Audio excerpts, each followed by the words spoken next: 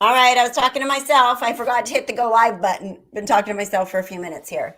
I don't know if you guys could have heard me, but um, welcome to Left Undone, Incomplete Investigations. I'm Catherine. Happy Saturday, September 12th, 2020. And here we are, back to normal. I see Robbie there, and I see April. Hello, Lenny, everybody. Welcome. So, there's so much to talk about. I don't know what happened, but this was a crazy busy week, and a lot of stuff came up this week that I want to talk about today. Thank you, Robbie. So, what was I say? We have this live stream every Saturday morning. We go live every Saturday morning, and if you prefer not to watch us chat, because we do a lot of chatting, I love interacting with you all. If you prefer not to chat, watch recorded videos. But if you like to join in and be part of an interactive live, then this is the live for you. Anybody new, please say hello. We'd love for you to say hello in the chat. And anybody from someplace super really cool, like outside the US, I don't know. The US is cool, but I live here. So anybody from somewhere really cool, we'd love to know where you're from and who's here. So welcome to Left Undone. I got some notes because I have a lot of stuff in my brain that I want to talk about. But first, hi, Ron and Isabel. Look at all my regular people are here saying hello. We have a great community, everybody. If you want to become part of the Left Undone community, you can actually join. Hey, Michelle. Howdy. You can become part of the Left Undone community and become a subscriber, obviously, hit the like, all that stuff. But if you want to become a member of Left Undone, the lowest membership is $1.99. And we do a Facebook, we do a happy hour because, you know, I like my wine. So we do our happy hour twice a month, usually on the second Friday of the month and the last Friday of the month. It's been a little bit off because I had a new grandbaby and I was back in California for a little bit, but we're getting back on track now. So you can join, hit the join button. It's on the screen next to the subscribe button. And then if you're here, love to see the likes because that helps with the YouTube and the Facebook algorithms as well. So, let's see. That was gonna say, okay, so today I want to talk about the Vallow Daybell case. Suzanne Morphew, there was some new stuff there. The little Braylen Noble a little bit.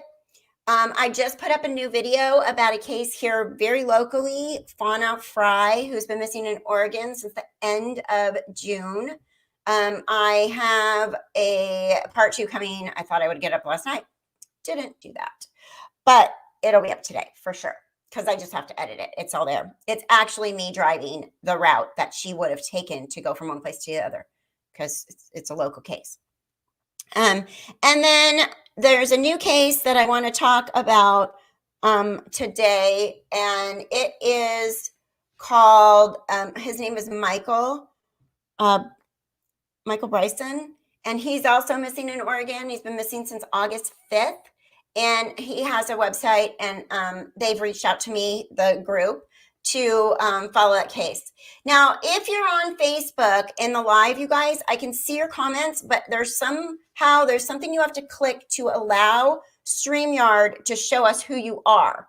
It should have popped up when you joined StreamYard, and then I can see who you are, because if you're my mom, I don't know you're there, because you probably don't know how to do it, because my mom doesn't know how, but you know what I mean? Like, other people might do. So just...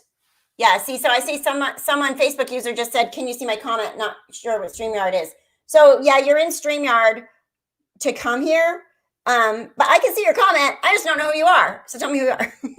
I know you're somebody I know, but that's how it works with StreamYard and Facebook. There's like a security feature through Facebook that you have to allow StreamYard to connect to your Facebook. Does that make sense? I don't think you have to download it. Does anybody know?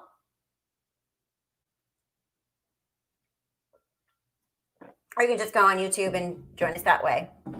Michelle. Michelle said hi, though. I saw Michelle. A different Michelle? Michelle.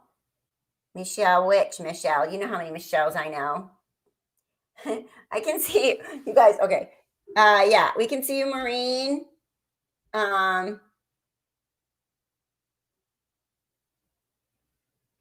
Is my video choppy? Addie's saying my video's choppy. I have, with the Oregon fires right now, everything's been a little crazy.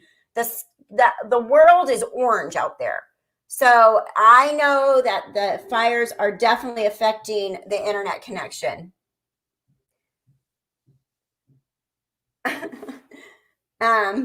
And so, yeah, it might be choppy. It's probably nothing to do with me. It has to do with the fact that I am in a pile of smoke. It literally is surrounding me. I mean, I don't even know if you could see how the orange, because I have my lights on, you probably can't, but it's so smoky. I mean, it looks like you would think the fire's in the backyard. That's how smoky it is.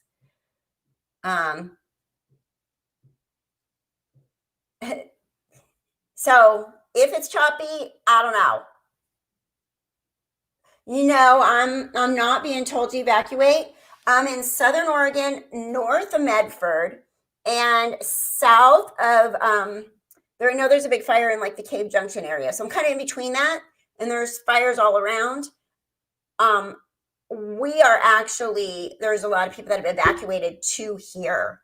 But I sit in a valley and it's full of smoke. It stinks. It smells like it really does smell like it's on fire. I'm making me cough and stuff. Yeah. I can only imagine what the quality of air. The other day it was hazardous. It said the quality of air was hazardous. So we're okay. Yes, still you're in Oregon too. You can't breathe. I know it's bad. If anybody with respiratory issues, man, somebody posted on the local message board the other day. They're like, is there any place like maybe 3 hours away that's not smoky? And everybody was like, yeah, no, you're lucky you're not on fire basically at this point. Yeah, it stinks and it's really smoky. Okay. I have 0 link to StreamYard, so I'm out. Message me if I'm able to join. I don't know what happened there. Go on YouTube. If you go click on YouTube, go to Left Undone on YouTube, you can come in that way. You don't have to be on Facebook. I just do Facebook as like an extra. But you're here, you're watching. We just don't know. We just can't see your actual name. That's the only difference right now. Yeah, it's so crazy, Isabel. And they say this is unprecedented. It's never been this bad here. So it's definitely crazy. It's really weird. I can't even, I just look out the window and been like, oh my gosh, it's so smoky. So yeah, if you have respiratory Sensible Crime says, if you have respiratory problems, you should consider getting a treatment. Albuterol works for me. Help me, my late sister. Yeah, if you have anybody with respiratory issues, should probably go get breathing treatment or call their doctor and ask for an inhaler maybe or something like that. Stay inside, stay inside for sure. Hi, Zavani. Keep windows shut. And the chickens, they're okay. We got one laid a really big egg today. I might have the 5th egg layer start today, but we have 4 egg layers for sure. Every day I get 4 eggs a day. So Michelle, if you want some eggs. So let's see. I also, if you saw the new video about Fauna, her father and her friend Jenny are going to come on as guests to talk. They did do a YouTube interview with a man named Rick Dancer. So if you're following the story, that would be a good YouTube to go see their interview. A little bit has changed since that interview. There's a little bit more information, but they are going to come on. I wanted them to come on today, but they're evacuated because I'm really surprised there's so many people evacuated. So I said, when things calm down, come on. I know that John, the father, isn't super internet savvy. He actually just got his first cell phone because of the fact that Fauna is missing. So I think from what I could tell from the other interview is that Jenny Fauna's friend probably has to be with them to set it up so that they can come on the live. But I do want to have them on because it's very local, and I think, the community is aware of the case and can help and know the locations and stuff like that. So I'll get to her too in a little bit for sure. I got stuff to say. Okay, so updates on the Daybell case. Okay, here in Pacific County, Washington, it's so smoky. We had a lot of evacuees. Our fairgrounds are open now for evacuees and other animals. Oh, good to know. Yeah, our fairground is for evacuees here. And so I think Jackson County was full, but I think that they are also, yeah. Yes. Oh, there's Michelle. This Michelle? Oh, there you go, Michelle. Chad tried to keep you in a portal and you freaked out. That Michelle. Thank you, Michelle, for showing up over here on the YouTube channel. Now we know who you are, Chad. Chad and Lori in their portal business, So I didn't have my happy hour last night because when I was in California, I carried my grandson, who's almost 3, up the stairs on my right hip, and I kept going up the stairs, but using my left leg to go up, up, up like that.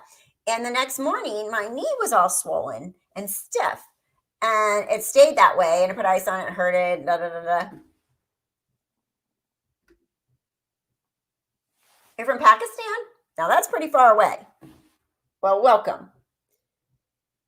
Smoke there too. Wow. That's far away. I hope it's not the Oregon fires getting that far. We're all in trouble. But you guys have fires too, huh? Did you miss anything, Dawn? Not yet. No, just kind of chit-chatting about what's happening and the fires and all that stuff.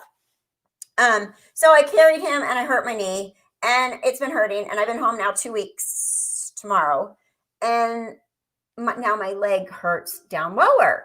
And then but Connie, I don't know. I don't know. I don't think I have arthritis in my knee, but who knows? Something might surprise me. But I actually heard it. And now it's popping, and the inside of the knee is really hurting and swollen. And then now it's going down to my ankle. Well, I think I've been trying not to put pressure on my knee. So I was putting more pressure lower on my leg. So then my ankle started hurting. Well, yesterday morning, I woke up and my calf hurt really bad. Really bad. Like I got up and I got ice on it. It was about 5 a.m.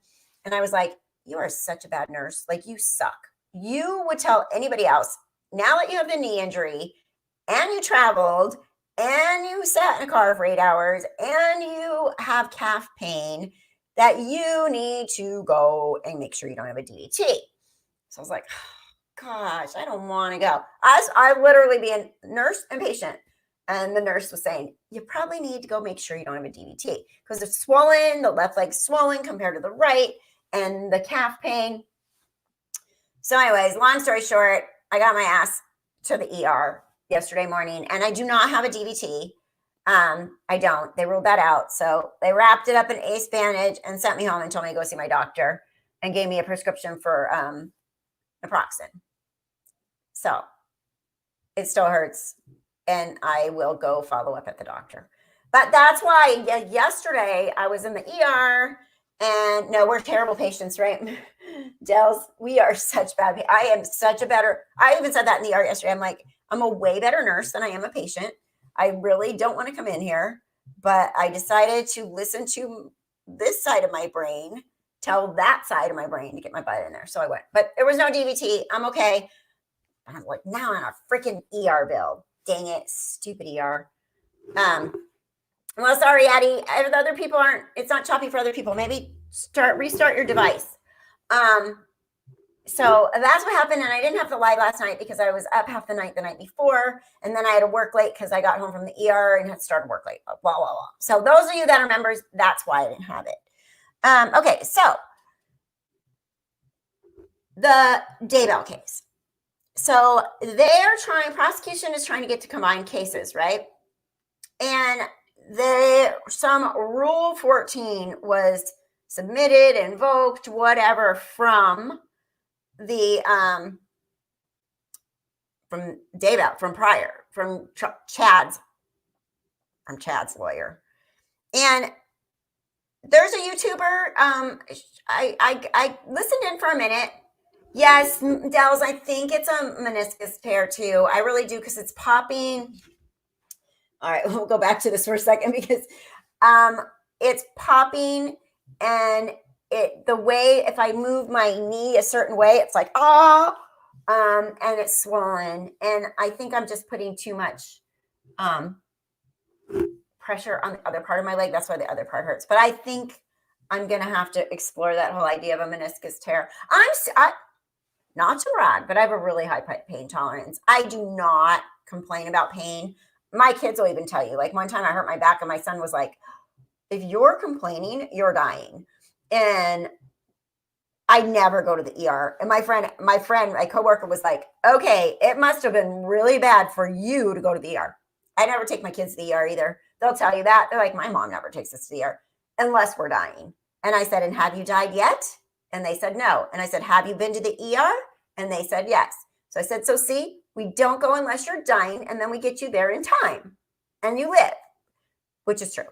So I don't believe in overusing the ER. I think it costs money. It's not good. It's not a clinic. You don't go there unless you think that something is an emergency, and they can find out if it is or isn't.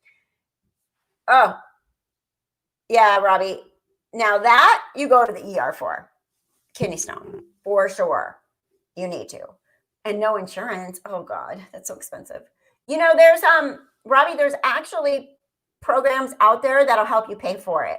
And I can give you some info on that if you don't have insurance. There's programs. You can also probably get, if you're unemployed right now and with all this going on, you can probably retroactively get, how long ago was this? You can probably retroactively get Medi-Cal and they'll cover it. Yeah. Kidney stones are bad. Do you have urgent care? It's cheaper in my UC Fellows. Yes, we do have urgent care, but it was like 4 a.m. and they're not open. And you know what? For a life-threatening emergency, don't go to urgent care. They're just going to send you to the ER.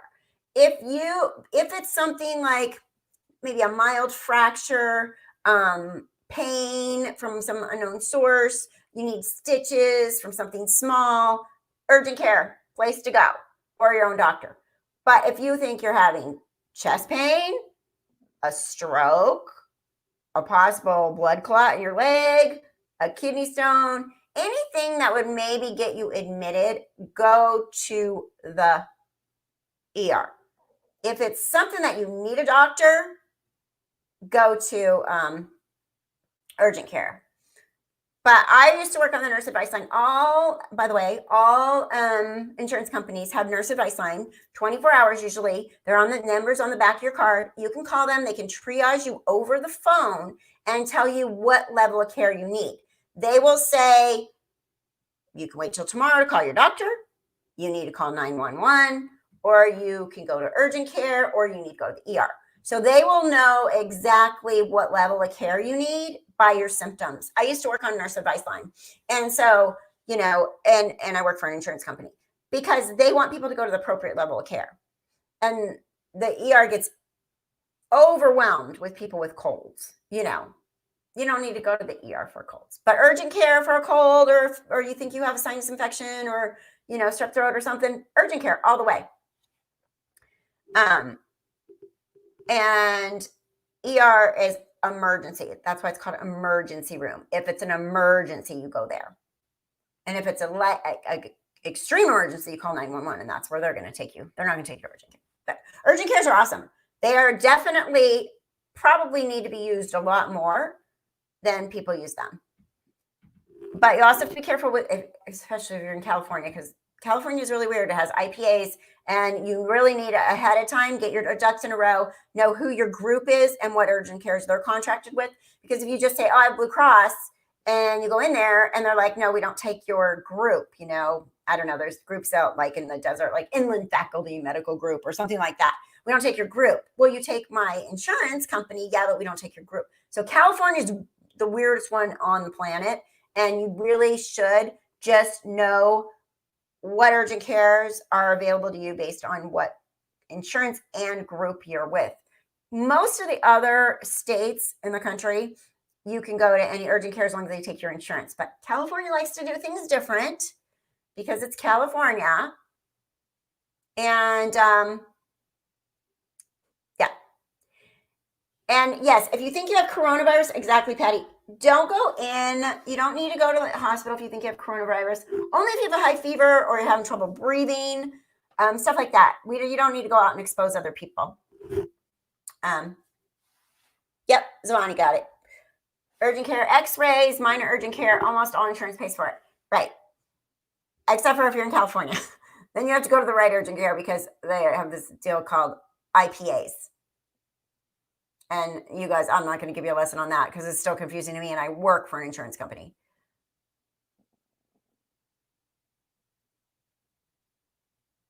Yeah. Okay. Oh, thank you. Glad you found me. I'm glad you found me too. So glad I found you. You're always giving good advice, info on crime stories, and in depth and also wise. Thank you. Appreciate it. I like to be well-rounded for sure. You know, hey, the older we get, the more knowledge we have and more wisdom, right? So I don't mind sharing. But thank you. Appreciate that compliment very much. Very much appreciated. Okay, so the Rule 14 was invoked by Pryor. Scott Reich from Crime Talk. Go watch his from yesterday because he explains it very well. And he explains what this all means by this Rule 14. Oh, and then the YouTuber I was going to mention was KJ in the Ray. She's a new YouTuber out there, and she's very smart. She's funny, but she talks about the Daybell case quite a bit. She has a lot of videos on it. Anyways, she actually said that whoever invokes the Rule 14 would be turning the other one or throwing the other one under the bus. So Scott Reich talked about it yesterday on 9/11, on his 9/11 show. He's called it, the reason why you would put them all together is due to judicial economy. It makes sense. You're not wasting taxpayers' money, all this to do the same basic case for two different people at two separate times. But he said that Pryor basically, and I'm just going to say the way I understand it in total our layman's terms that aren't attorneys, basically the way Pryor put in asking for this to be invoked was saying that he's going, wow. This is me talking. This isn't how Scott Reich put it. He sounded way more professional. But basically he's whining about the media. Like the way that Pryor mentioned it, he just said there's going to be too much media, and there's going to be media. So he's blaming the media, and that's why he wants Rule 14 invoked. I'm going to have to watch Scott again, but it basically, the reason for it would be, it's called a prejudicial joiner. So if their defenses are inconsistent, that they probably shouldn't be together in a trial because you're both being defendants together, but your defenses might be inconsistent. Maybe you said something about the other person the way you said it, maybe to a jailmate that's going to be a witness, or on camera that they're going to submit as evidence. And so you guys tell me if I'm understanding this wrong. I know, right, Connie? Connie says, Pryor is not too bright. Does he think there weren't going to be media just for Lori? Right. No. Yeah. Right. Exactly. Stupid. And Scott Reich basically made fun of him and said, yeah, you got to come up with a better reason than that. But normally the reason would be is because you're going to basically throw the other person on their bus, or somebody's going to say something against each other, or there's some evidence that says that as a defense, there might be something that you have that's going to make the other defendant look bad. So that's the Rule 14 thing. We're learning so much.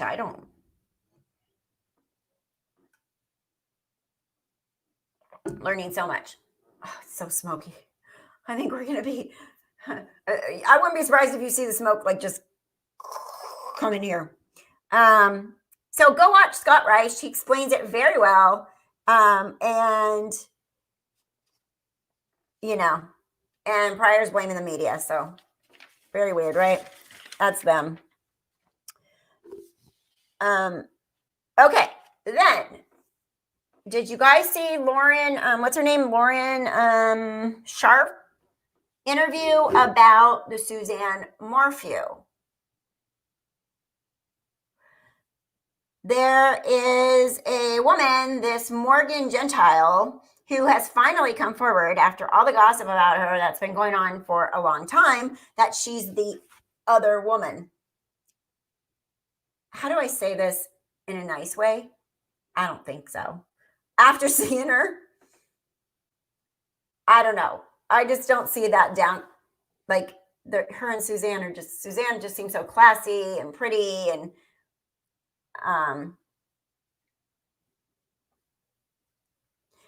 oh, good point, Ron. Sorry, excuse me. Just back to Daybell for a minute. In the preliminary, Pryor kept calling Lori Vallow instead of Daybell. That says it all for you. Right. Pryor's trying to separate them. Look, you can see I'm getting orange. I can see it in the camera. It's so smoke. Okay. I need to shut up. So her name, okay, Isabel, her name is, whoops, where'd you go? Her name is Morgan, something's wrong. Okay. Her name is Morgan Gentile, and she was accused by social media of being the other woman. And after seeing the interview with her, I don't think it's real. I think that it's gossip. It doesn't sound real. But Addie, stop telling us it's choppy. Everybody else says it's fine. Hi,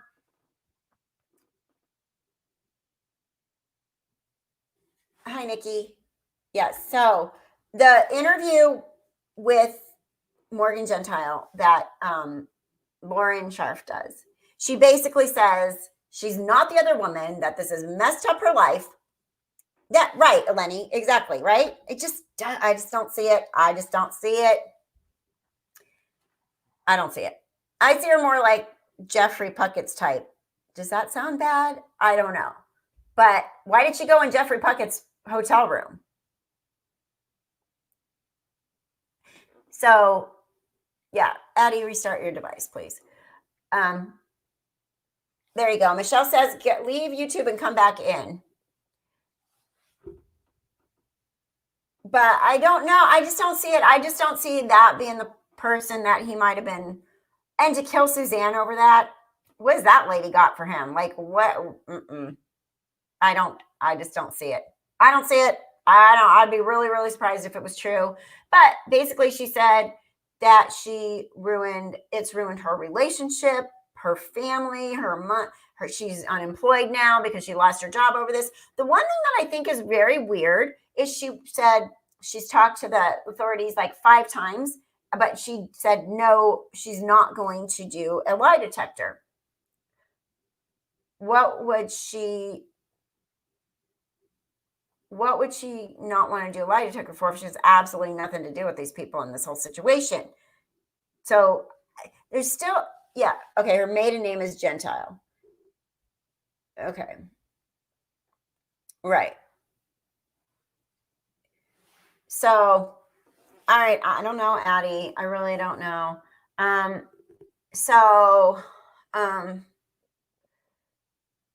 Let's see what this says.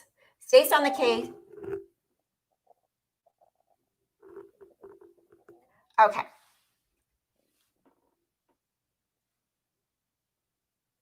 So I just want to answer something really quick because it has to do with the other new case that I'm going to tell you about, introduce you to.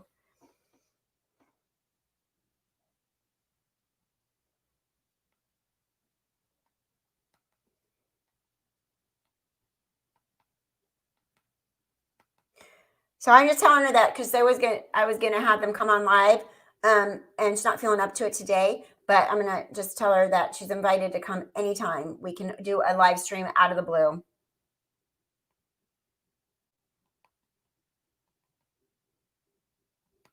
I can schedule it for any time. We can do an extra live stream anytime, right?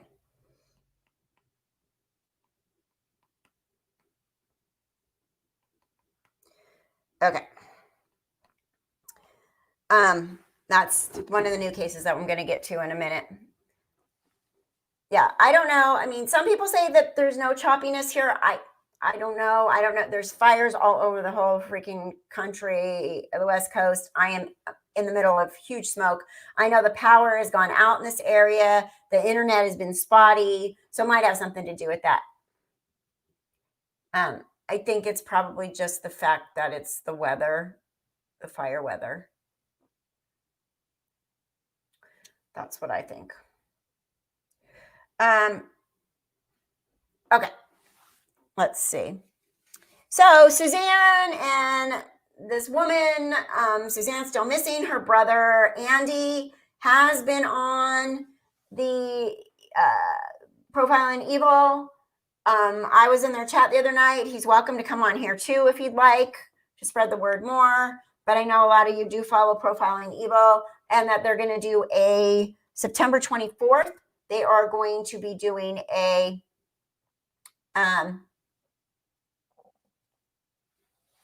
they're going to be doing a they're going to go look for her.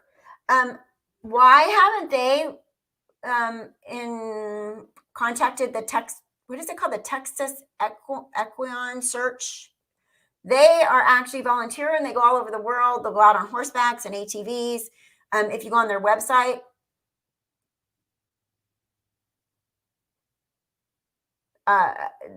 Suzanne Morphew might be a really good candidate for that kind of a search, because we know she went missing in her, hopefully, I mean, I'm hoping that it's in that general area, right?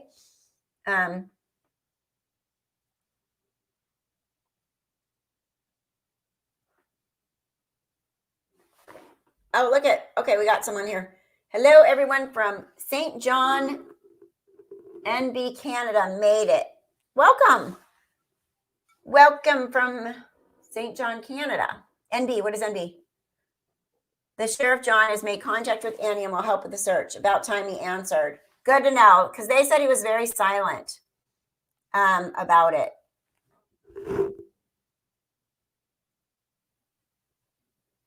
You're having it here. It happened on Draper's and Webster's yesterday. I just think it has something to do with unfortunately, the weather is bad. I mean, we got fires. Have you looked at the fire map?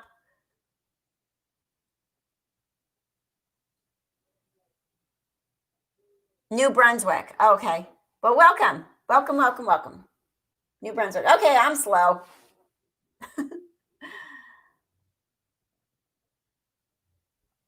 It flashes on the live chat. You have to go to your PC. Yeah, they were going to do that search on the 24th. I did put some information. I guess the hotel rooms aren't free. I made a boo-boo when I was listening to Profiling Evil on that, but they are providing the conference room for people. New Brunswick. Gotcha, guys. Gotcha. Thank you. So these fires are horrible and sad. Yeah. Oh, it's so sad. England. Hello, Lee. Lee Sinclair from England. Welcome to Left Undone.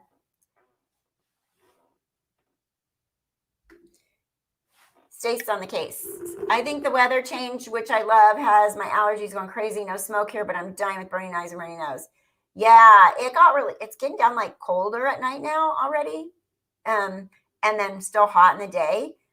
And it was kind of foggy and smoky this morning. It was like 50 degrees. So, but there's still so much stuff in there between the smoke and the other stuff that's blooming. We got tons of big cucumbers. Let's see. Yeah, I know, right, Stace? Because one of my supervisors there lives in Colorado, and they had snow the other day. So hopefully, I have a feeling we're going to go literally from crazy fires to a horrible winter or something like that. Like, this year has just been so bizarre. that it's just bad. The whole West Coast is on fire. Yeah. Ugh. You got a lot of rain in Florida? We need rain, Mary. Send it here. We need it bad if the fire is with the rain. And yes, thank you, Robbie. We do like a live on the on the live stream. Thank you. Cold in Minnesota? Weather's changing already, huh? So Suzanne search. Morgan denies being the other woman, and you can watch the interview with them. You're having a snowstorm in. Okay, I got yelled at for saying Salida. It's Salida.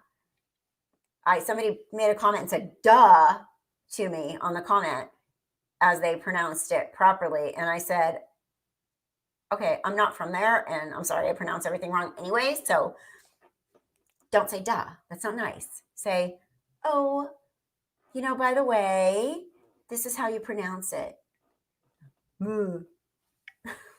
I just hate when people come on my channel and tell me I'm doing something that they don't like, and they're super rude. Like, just go away. Like, why do you have to leave me such a rude comment about something that isn't something I did on purpose? I didn't say it wrong to be mean.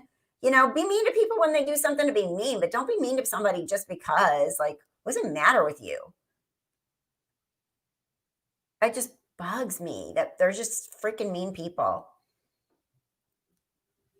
Tomato. Oh my gosh. Sorry. I don't live there. I've never stepped foot in there, and I'm not offending. I'm not saying it. I'm not calling it, crazy town. I'm calling it Salida instead of Salida or Salida. So now I don't even know anymore. It's like, makes me so mad. You go on my little rants about that, because I just be nice, people. Like, well, somebody the other day, they said something about, do you have top teeth? Like, okay, I'm sorry. This is the face God gave me, and my bottom teeth show more than my top teeth. Like, no, God, it just makes me so mad. It just bothers me that people have to be rude for no reason. Like, for no reason. Like, just go away. I'm a nice person. Like, get out of my life. If you want to go be mean to a mean person. Don't be mean to me.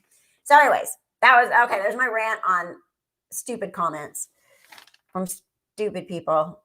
Okay. Then, I got papers. I've had scribbling notes this morning of stuff I want to talk about. So the Fauna Frey, I did the video on that, or Fry. Sorry, it's Fry. Right. Yeah, I know, right? It's just so weird. Like, okay, I'm sorry. What's wrong with your, chin? Did you buy that? Like, you know what I mean? Like, why would, it's just, people are just wrong. Some people, most people are awesome. To be honest, like, if you look at all the great stuff and the people that follow the channel and subscribe and comment, everybody's 99.9% people are awesome. So I just don't know why people have to just have nothing better to do with their life to go find a channel if they want to be mean about. Do we have are there trolls in the chat right now? We can block them in the chat. We can block them in the chat. But people that are super duper mean, I just block them on the channel and they can still see if they put a comment, but we can't see it, which is fine. Right, Lisa? There really is. Go watch that interview, guys, because a lot of what she says is confusing. And one of the things she says in that interview is that he called her and sounded really panicky. But then again, I'm just confused. Like, she's angry with him, so how much is she saying now that's out of being a mad, like, disgruntled employee because he let her go? I would have let her go too, though, because all of a sudden the world's gossiping that she's my girlfriend. And I would have said, you know what? I think it's better if we just go our separate ways. I don't really want you working at my company. People are accusing me of having an affair with you, and I'm not. So let's just go our separate ways. You know what I mean? Like, a lot of that makes sense to me that he would let her go. And then other people look at it another way, like, oh, you know, because she spoke up, she's been let go. I'd separate myself from anybody that's name has come up. Look, you can see for a minute, I turned orange from the light from out there. See?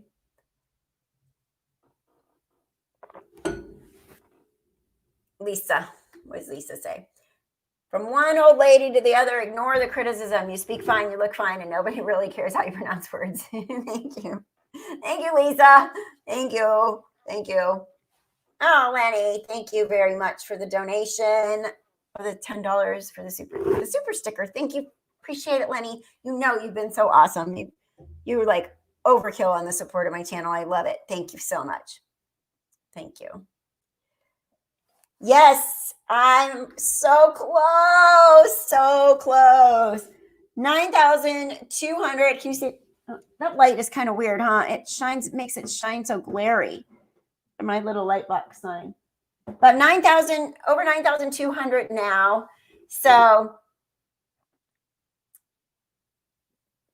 I'm excited to get to 10,000. That's a huge milestone. Thanks, you guys. All right. So 10,000, and then my t-shirts and stuff can show up at 10,000. I can actually have them show up on the channel. And I did just send Christian and Sally their Left Undone coffee mugs for winning on the bet. That we did a bet and they won. Not a bet, but a poll, and they won. So I'm going to do another poll for everybody on the community tab and give away another one because that was kind of fun. Lenny is April. She's been such a great support. She's so smart, and she actually gives us a lot of info. Like, she isn't just watching, she's out there digging. I love it. Lenny's awesome. Awesome sauce. Who knows? She could be my long lost cousin because there's a million of us in the world. Oh, look at Barbara from Canada, Ontario. Thank you. No, we're not going to stop at Alani. We love you.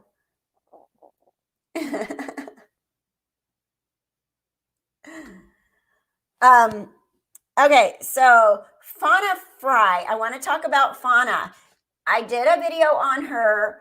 You'll be able to see the exact place. I went to the Super 8. I'm like feeling a little Tyson Draper here today. I went to the Super 8 motel where she was. I went to Fred Meyer where she went. I went to Big 5. And yes, Sally. Woohoo, Sally winner, chicken dinner on the baby bet or the baby poll or whatever I want to call it, whatever contest. Yes. I think it takes a couple weeks to get there, Sally, but it's on. I got the confirmation email, so it should be sent. I'm sorry. They said if you want to rush, I would have had to pay $4, so I didn't. I didn't pay the $4 for the rush, but you'll get it. I promise. I don't think you need to have a rushed Left Undone mug. Yeah, Kathy Draper on the case. I'm telling you, it was kind of cool, and I went to, and then I drove. I did it twice. GPS gave me to go on the 5 freeway. It was a weird way to go, though, in my opinion, because I know the area. But the GPS gave me one to go about one way to go on the 5 freeway and then go down to go south and then to come back up north to go to the We Ask You In. Then I did it again. My camera was bad. I need a cameraman. My camera kind of was, you could see it, but you could see more sky than road, which I didn't like. But anyways, then I did it again. And I went the way I would have gone. And I went from the Super 8, and that'll be in the video. I went from the Super 8 motel through the town of Grants Pass to the We Ask You In. The We Ask You In is gorgeous. Oh my gosh, I want to go stay there. It is so pretty. It's on the Rogue River. I guess I was told that famous people stay there. Clark Gable has stayed there. And I would like, personally, if my knee wasn't hurting, there's a lot of on the way between the two. So my opinion, she had time to kill, right? If she left the Super 8 motel at 8:30 in the morning, 8:30, 9 o'clock in the morning, what time would you check in at the other hotel? Probably 2, 3, maybe. Usually you can't check in. So she probably had time to kill. On the way, if you go through town and then you go out 99, which is the road that the We Ask You In is in, there's houses and there's a lot of like campgrounds and inns and cabins along the river, but there's also trails. And I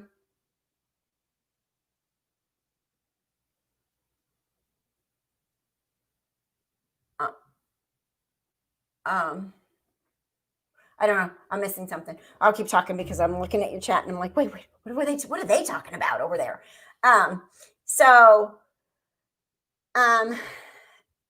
anyways, there's places. So I Google mapped it, and they're actually to see what trails are between, like, along that route, right? Because her dad, in the interview with Rick Dancer, her dad said she's very comfortable. You know, they're from Oregon. She's very comfortable out in the wilderness. She's comfortable camping. She's comfortable hiking, and that kind of stuff. So I'm curious to think. I personally don't think she ever left this town or the area. Her dad did say there was somebody that saw her back up north a little bit one day on the side of the road with her truck, but she was wearing capris, and that's kind of a red flag because they knew she bought capris. But then she was never seen again, and anything else has come. Her name stays on the case. Her name is Fauna Frey, and I just did a video on her. And she is a local case. She's from about 140 miles north of Grants Pass, Oregon, but she disappeared, last seen in Grants Pass, Oregon. And between two motels, she disappeared. She was leaving a kind of a motel to go to a nicer cabiny resorter, like on the river, kind of nicer place. And she never checked in and was never seen again. And so her dad did say that there was some sighting of her, but personally, my gut feeling is that something happened to her in the area where she was going between the two hotels. She never canceled a reservation. She told her dad she was going there. They charged her card, but she never showed up. And it's a really, really super nice little cabiny resort location that she was going to. I went there. I walked around. You'll see it. I have it on video.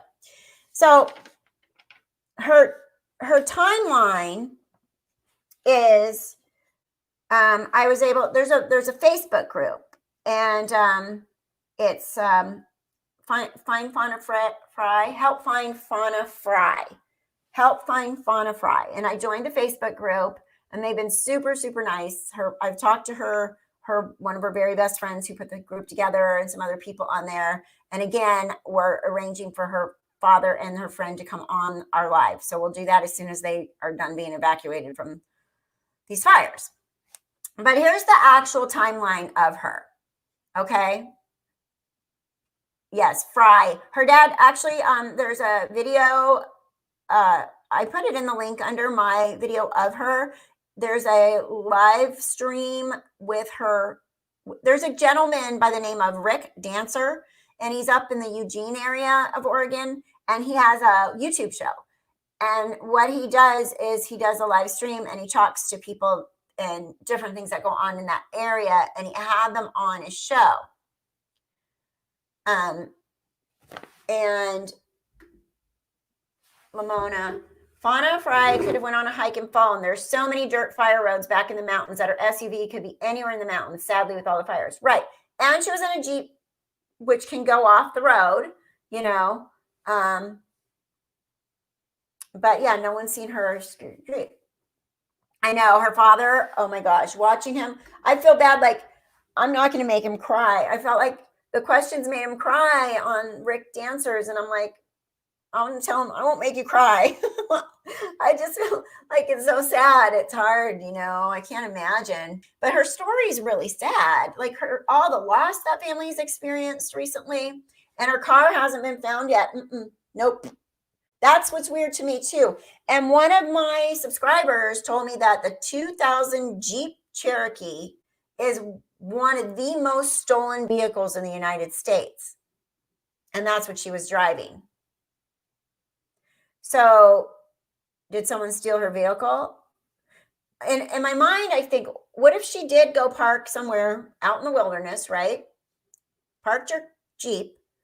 Someone followed her, stole the Jeep, and she got stuck out there. Oh, and Jeeps are famous for flipping over. Yeah. Okay, so here's her actual timeline. I want to go over this. In 2004, so she's 45 years old when she went missing this year in June. Last day, June 29th was last day she was actually heard from by her father or seen. Grants Pass, Oregon. Was where she was last seen. So 2004, Fauna's mother passes away. In 2006, her younger sister passes away. In 2019, her golden lab passed away, so last year. And then here's where things started getting really crappy for her. On June 19th, 2020, so a couple months ago, Fauna's older brother Dallas didn't show up for work. Fauna, Dallas, and their father John work together building homes. And like I said, they're up about 100. They're up like in the Eugene area. Fauna goes to Dallas's home to check on him because he didn't show up for work, you know, because they work together building homes, and discovers that he has passed away from a heart attack. She does CPR on him, but he's dead. I don't know how old he was, but I'm assuming they're close in age, right? So that was on June 19th. Then on June 27th, Fauna and her dad, they barbecue at their home. They had a barbecue together, and she leaves. She tells her father she's taking a load of items to the dump. So she loaded up the car and took a load of items to the dump. Then that evening, the 27th of June, Fauna drives her Jeep from Dexter, Oregon, towards Grants Pass, Oregon. She spends the night in her car in an unknown location. She doesn't bring any luggage that we're aware of, and she does not bring a cell phone, which to me blows my mind in this day that we don't have, like, somebody wouldn't go anywhere. I mean, I feel like it's a safety feature, but I don't know. But then again, her dad said she was pretty distraught over the fact that her brother had recently passed away. Yeah, so they already lost a sister. She lost a sister, and now she lost her brother, and she had lost her mom.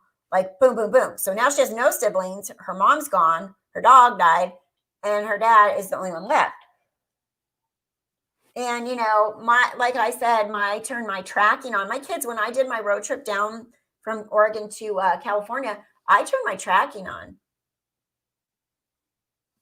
And Robbie's here. And I turned my tracking on. So my kids can track me. You know what I mean? So, but sometimes you do lose signal on those too as well. I mean, that happens a lot, especially I've driven from where I'm at in Oregon to the coast of Oregon and through the redwood forest, and there's no signal, you know, going through the forest sometimes. So let me take a sip of water. Rooster's trying to roo cock-a-doodle-doo out there for some reason. I have no idea why.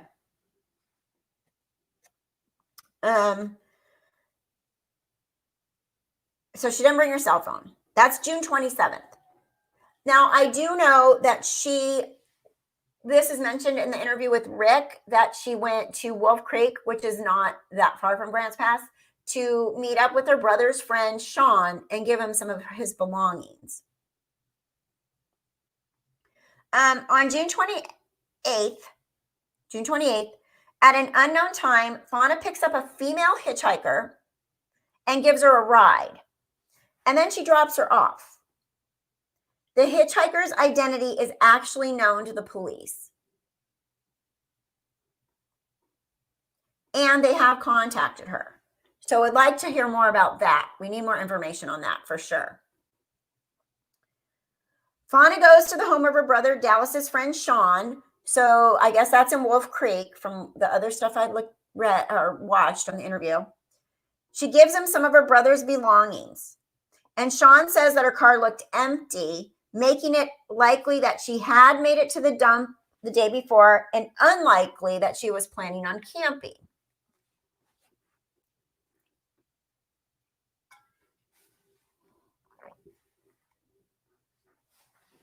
Thanks, Jess.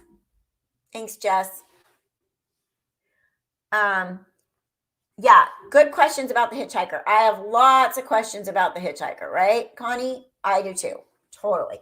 And the fact that she's comfortable picking up a hitchhiker, because I wouldn't be comfortable picking up a hitchhiker. The fact that she was comfortable picking up a hitchhiker is a little concerning to me, because did she pick up another one? You know, they're all over the place. On the 5 freeway in Oregon, in California, you can't do this, but hitchhikers hike along the 5 freeway. The 5 freeway is the corridor. It goes all the way up, like all the way up to the top of the country, Washington, all the way to Mexico, basically. So that was interesting to me that she picked up this hitchhiker, right? Yes, Michelle, there is a Discord chat. We got to give Michelle the Discord link.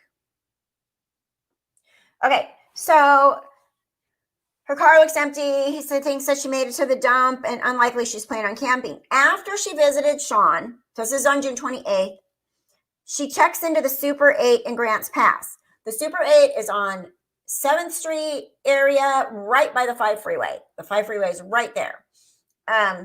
And you'll see it on video, because I went there. I was being like Tyson Draper.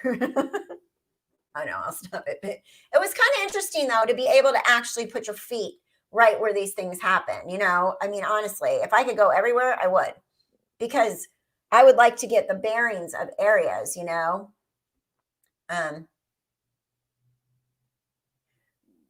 Okay, so she talks about, so then after she checks into the Super 8 in Grants Pass, she called her father, John, from the motel, and he says she sounds distraught. She talks about her mission to give some of her brother's belongings to his friends. She mentions giving a ride to the hitchhiker and says the hitchhiker reminded her of someone that her and her father knew. She talks about kind people that you meet in life being like angels on earth. And she tells him she met with Sean, and then she wants to meet up with her late mother's boyfriend. And this is also a person that is a friend of Dallas, her brother. And then when you watch the interview with Rick Dancer, she goes to the old boyfriend's house, but he doesn't live there anymore. So she doesn't get to find him. They've moved, I guess. But who knows? You know, you go to a stranger's house, like was somebody following her at this point? Her dad encourages her to check into a more comfortable place, like a cabin instead of a motel. And that's where the We Ask You motel comes in. She decides that she's going to book a reservation for the next day to go to stay at the We Ask You hotel. And so she makes that reservation. Now, here's some more interesting stuff. She tells her father she wants to take a shower, and then she's going to go to the store. So we're still on June 28th to pick up some things she needs. Now, this is the last known contact between Fauna and her dad.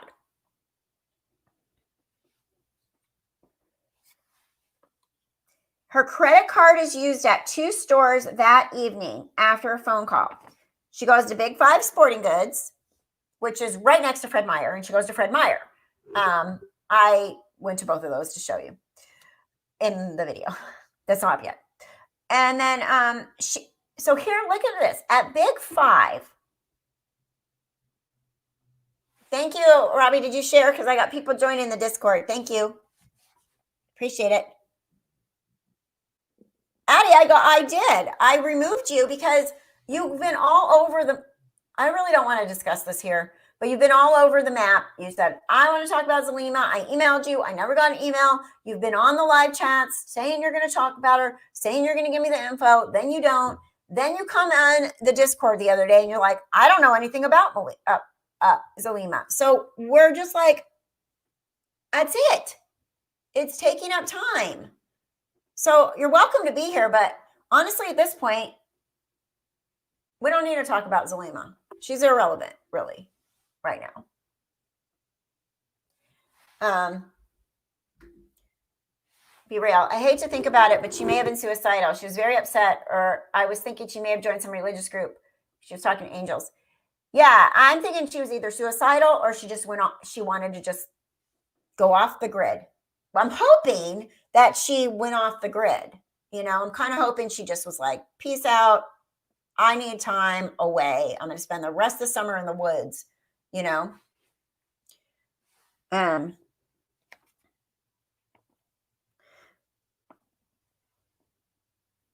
Okay, so at Big 5 Sporting Goods, she buys a lantern, 3 flashlights, capris, tennis shoes, and a sports bra. Now, when you see the We Ask You Inn, it's an inn. It has all the supplies you need. It has the lodge with rooms, and it has cabins along the river, which would have everything you need. I don't really see a reason why she would feel that she needs the flashlights if she's staying at the inn. Although, like I said, there's hiking trails and the river right there. So she could have planned on hiking, you know, and then going back to the room and hiking and going back to the room. But 3 flashlights is strange, right?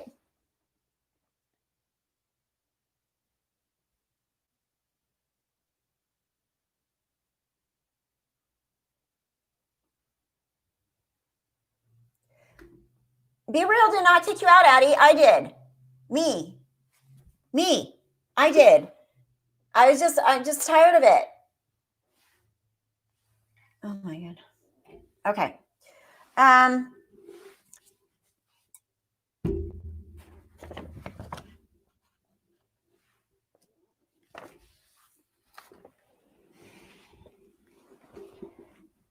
We're talking about a completely different case right now, Addie, anyways.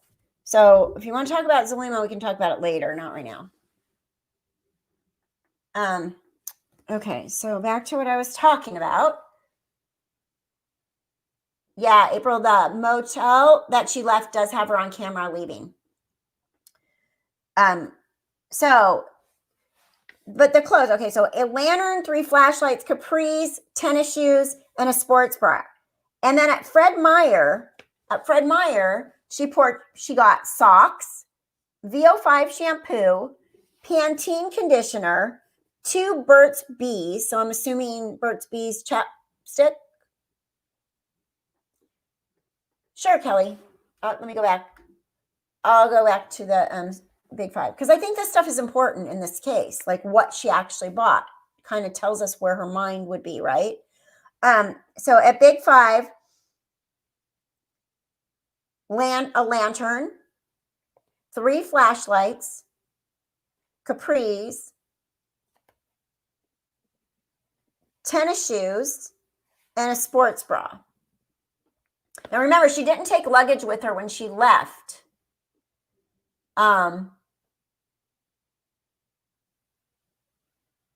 She didn't take tennis shoes with, or she didn't take clothes. So maybe she, she was going to come, very possibly, if you think about it, 140 miles is not far, right? So she took off that night. She stayed in her car. She was going to drop stuff off at her brother's friend. Then she decided to stay in town in Grants Pass and get a hotel. And then maybe once she was out of her element up there, she wanted to kind of get her head straight. So she decided, you know what? Because she didn't bring luggage, but it doesn't mean that she was planning on going away for a long time. 140 miles is a round trip. Like, you could do that in, in a day, easy. But she's happened to leave at night. So, Granny Sue, it's been so hot at night in June. It's been in the 80s, 90s at night at hot. So when she came down to Grants Pass, it was really in the middle of the heat for sure. So at that point, like right now, today, she'd need warm clothes out there. At night, it's still going to be in 90s in the day, but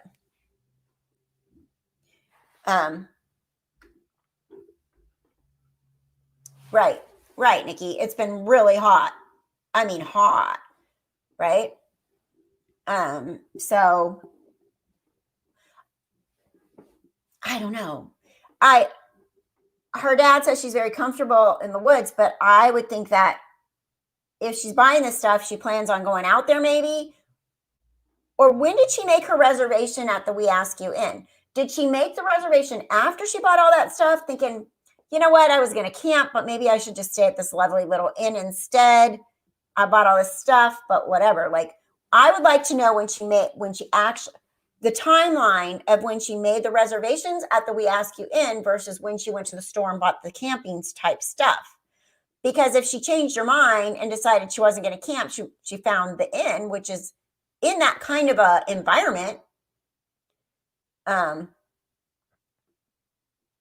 that maybe she kind of was like, oh yeah, you know what? This is perfect. I got an inn to stay in, but I'm on the river. I'm in the woods, but I'm not going to have to stay out there, Yeah.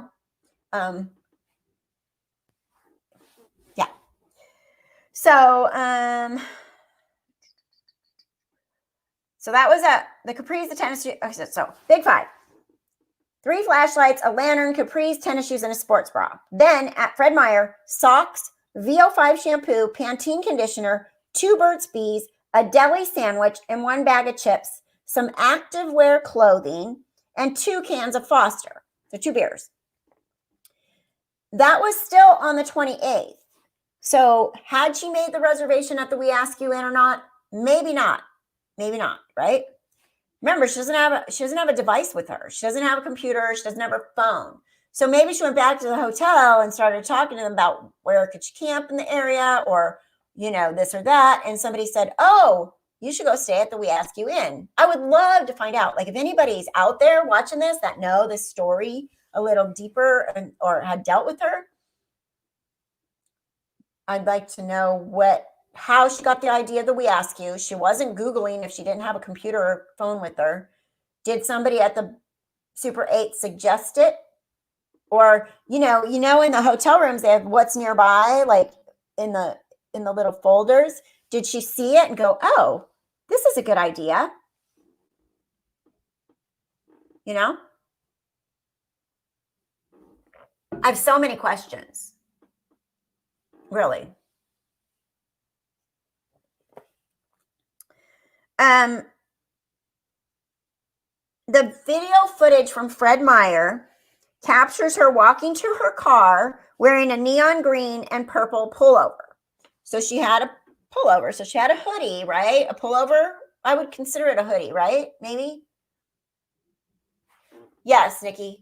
It's right. When she arrived here late June, we had light until almost 10 p.m. Yeah, it's so weird after moving up here from Southern California, how late it stays light. It's getting darker earlier now. Now we're getting dark, 7:30 or so.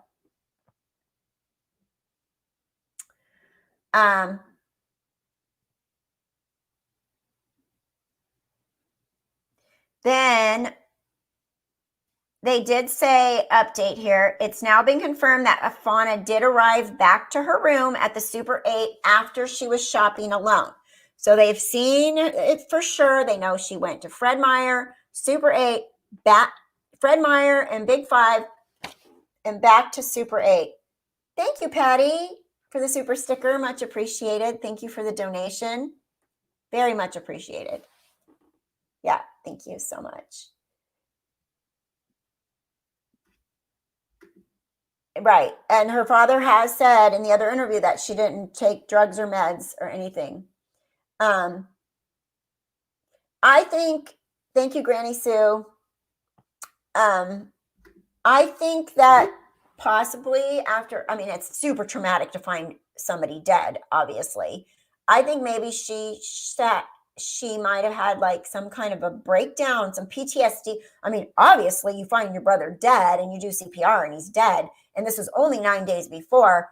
You're going to have some type of emotional PTSD, you know, even if it's just temporary. It's gonna, and she would have been right in the middle of that. You know, taking his stuff to his friends, missing him. It sounds like they were really close, especially since they lost their other sibling and their mom. So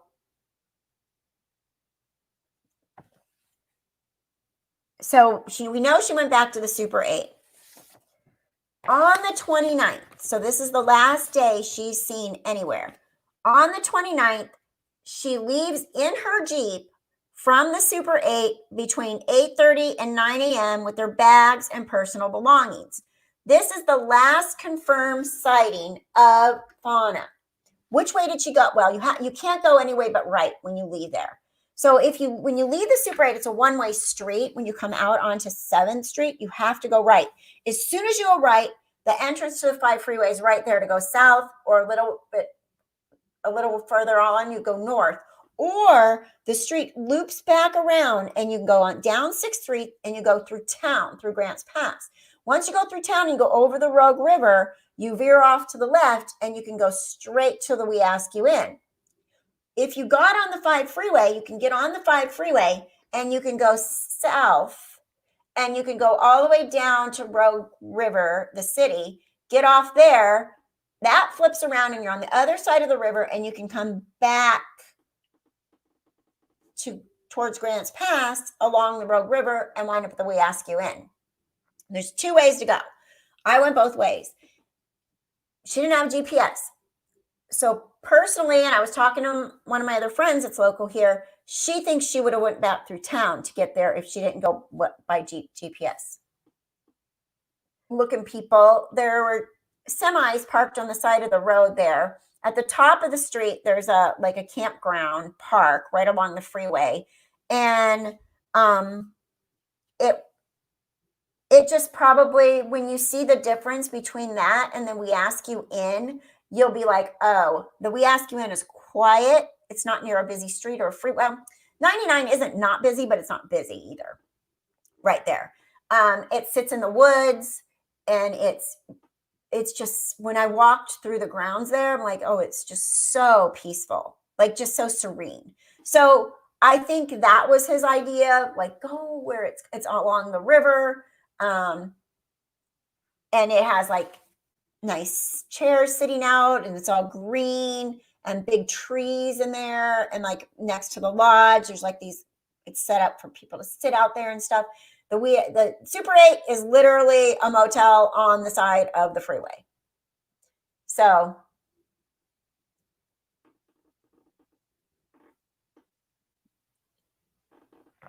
that's why I think it makes a lot of sense. And you'll see it when I show you the video. You'll be like, oh, okay, I got it. If I had a choice between the two, I would definitely stay at the We Ask You In.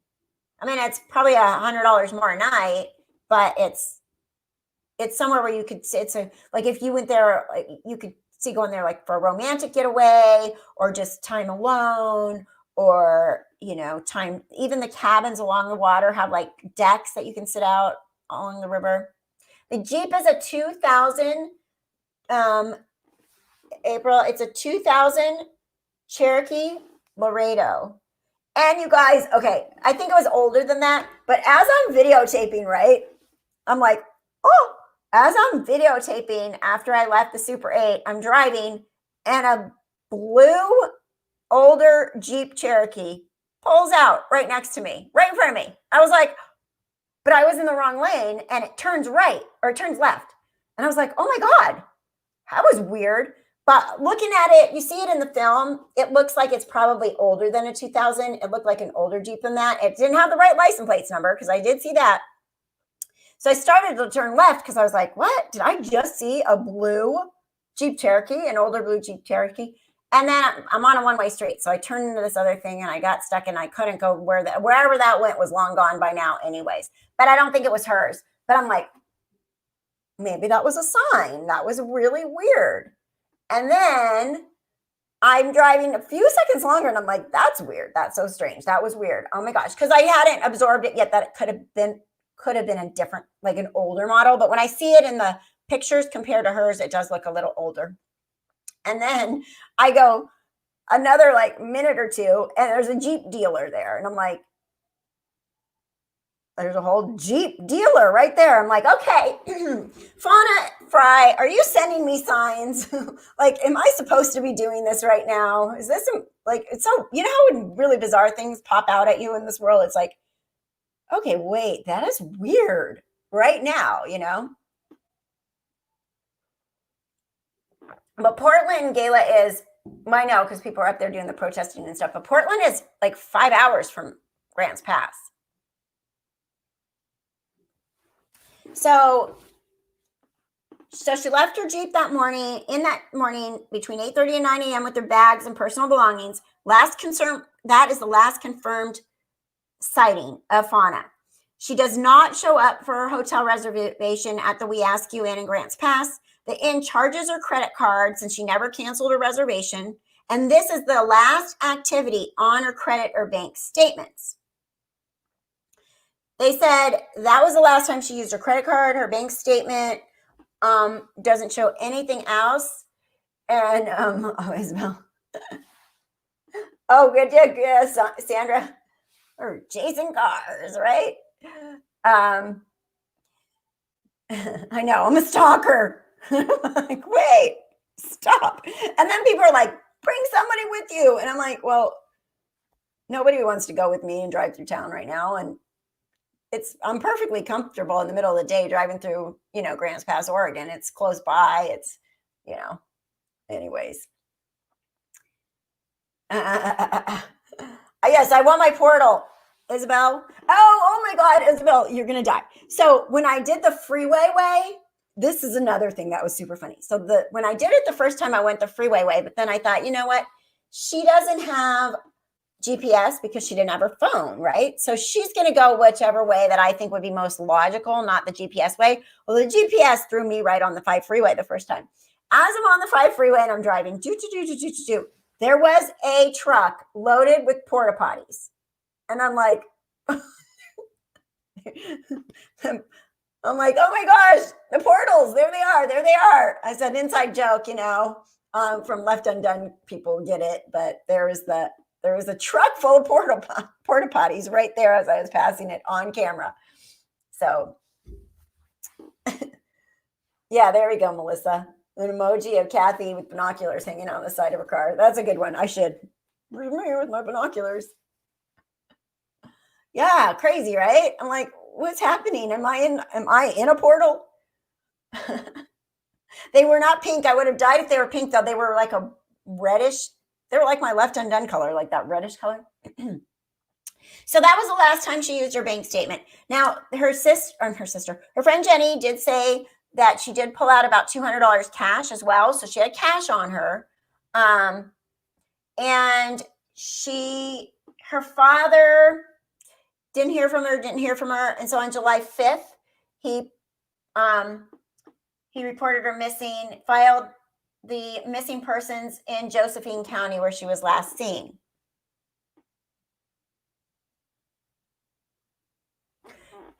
So that's what I have. And there's a lot of stuff. And like I said, this story just sort of came up because they did an interview with Dateline. And I was like, oh, this is super local. I can drive there.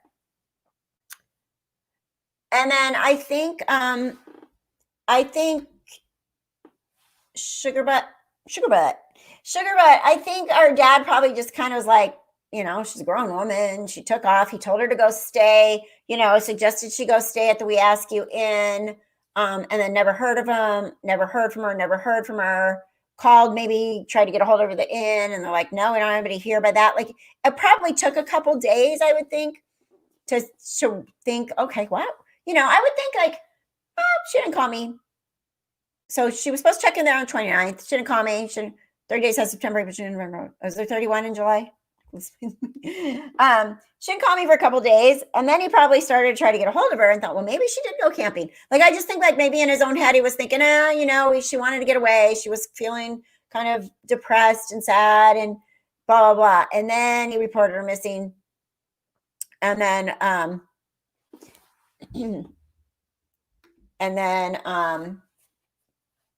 by the 5th, he's like, this is way too long. And he reported her missing. I guess he didn't know right away that you had to actually report somebody missing in the county that they were last seen in. It makes sense, but he didn't know. I probably never had to deal with missing persons before. So yes, there you go. On the Facebook page, it says there was confusion as to where to report her missing, where she lived, or where she went missing. So that added to the delay. Yeah. And, they've had a lot of false reports of people thinking they saw her, but nothing is added up, and she hasn't used her money, out of her account at all. So I hesitate that she would be suicidal because her poor dad, like, sounds like they were really close and they both experienced all these losses together. I feel like something happened to her when she was, hey, Patty Welch. Hi, how are you? I'll call you. She sounds like maybe she was going to kill time between leaving the motel, Super 8 motel, and going to the We Ask You Inn. Sandra says, I feel like she bought camping gear for someone else. Right? 3 flashlights. 3 flashlights is a lot for one person. Maybe a lot of batteries. Well, the sheriff on the news clip says that they're doing this to the end. Now, John, the father, feels like they're not doing as much as they could, And the 2 beers, Dells, were the night before when she got a sandwich, chips, and 2 beers. So I'm thinking when she went back to the Super 8, that's when she had those that night, But then all the other stuff sounds like stuff that she was prepared to use for the next day. And if you're camping, you still need money. So she isn't just hanging out in nature. Right. I mean, your groceries and stuff are going to go bad. And it doesn't... When you go along the route, you don't really pass, you go through town, but you don't really pass any other big, like, supermarkets or anything to go to where the We Ask You Inn is. It starts to get more,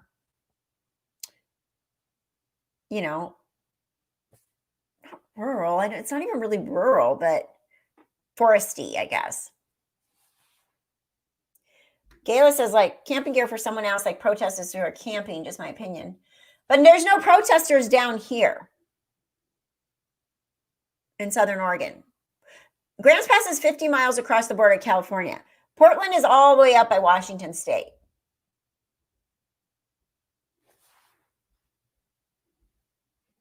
Hi, Sarah. Oh, you recently found... I'm glad you did too. Thank you. Much appreciated.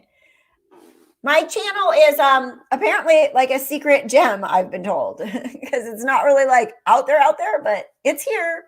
Been working on the Vallow case since January. So a lot of firsts have happened on Left Undone too, that people don't even realize. So it's been fun. It's been fun to have this channel, and I'm keeping it going for sure. And I'm glad it's growing. I'm glad people like you are finding. Camping is scary woods are for all druggies. Yeah, and so there is that, when I first moved over here, my boyfriend at the time told me a lot of people will go live in the woods because they kind of want to be off the grid. A lot of people that are hiding from the law.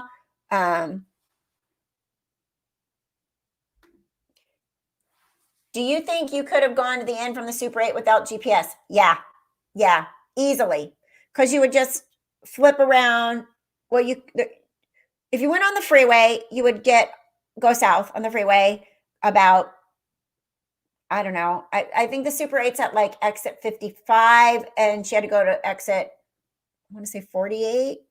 So not that far, and get off there. And then all you do is you turn right and right again. Like you literally come off the freeway, turn right, and you're on the road to We Ask You. You're on that street. Or if you go through town, you just flip around and go down the other one-way street, straight down 6th Street. It just veers off to the left, and you're literally on 99, which goes right to the We Ask You. So it's like 2 turns, no matter which way you go. It's really easy to get to. If you looked at any map, or even the people at the desk gave you directions, piece of cake to get there. Yeah, super easy. So it wouldn't have been like a lot of turns and twists to get there at all. Gayla, they're traveling from California going up there. They have arrested people from Sacramento up there. Yeah, I know. Yeah. And, like we said, she's comfortable picking up a hitchhiker. But I don't think between Fred Meyer and Grants Pass to go to the We Ask You In that you would have been preparing for that. I'm good. You're a Facebook user, so I can't see who you are. But I'm good. And baby is awesome, beautiful, great, wonderful, super cool. Love her and my other little guy. Yeah, in Utah in the summer, the canyons are full of homeless people. So that brings me to the other case that I want to talk about. Look, I told you there was a lot today. After I looked into the Fauna Frey case, I was told that there's another case that's really sad and scary, and this family is super desperate to find their son, and his name is Michael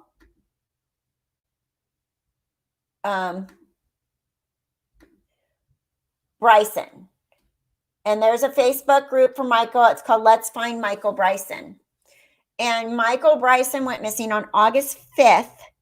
And he was last seen on August 5th. He's 27 years old.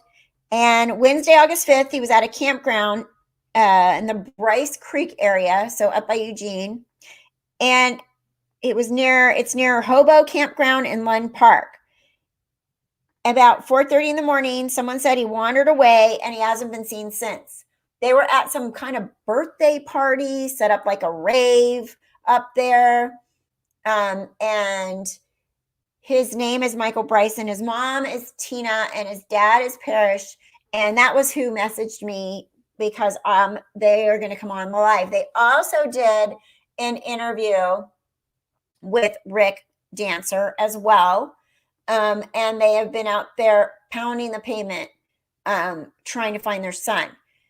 There's a lot of really sketchy, weird details to it. They feel like somebody knows what happened to him and they did something to him and they won't come forward. The mom in the interview with Rick, and mom's intuition sometimes is really accurate.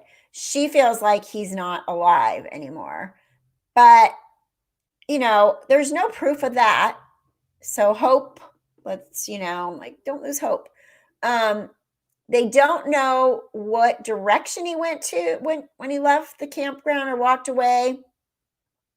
But he does. Yes, thank you, Gayla, very much. Very much. It's definitely stuff to look into. Appreciate it. That whole protest thing has definitely got a lot of stuff going on for sure. So thanks so much. The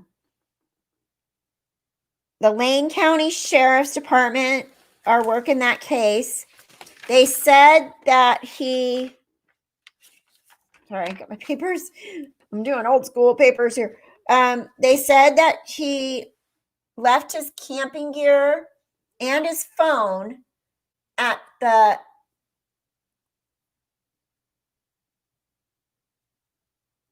Addie. What's this case about? You stay with us, Addie. You know, like I talk about it. When I start talking about it, I tell you what it's about. Yes, Isabel, I am. I'm working on that now. I spoke with his mom and via chat. I just friended her, and I want them to come on so they can tell us stories, you know, and we can spread the word, because these missing kids, these cases that are so fresh, I feel like the longer you wait to really get the word out there, the sooner they go cold, you know? And yes, I'm making a video about him for sure. It's an interesting case. He's 27 years old. He has a sister that's 29. His parents are heartbroken and desperate to find out what happened to him. And the sad part is there's people that aren't talking. They feel like there's somebody knows something. And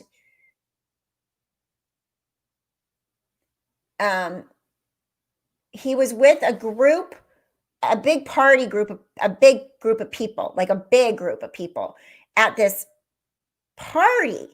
I was scrolling the Facebook page last night, trying to get more and more details about it. There's a lot of kind of controversy on there, but they do mention that it's an area where there's a lot of kind of people out in the woods there. There's people that claim the miner claims, like mines, like the gold mine claims, that have gold mine claims there. They get very, very, from what I'm hearing, they get very territorial about their mine claim area. So there's a lot of wild animals, mountain lions, that kind of stuff up there. And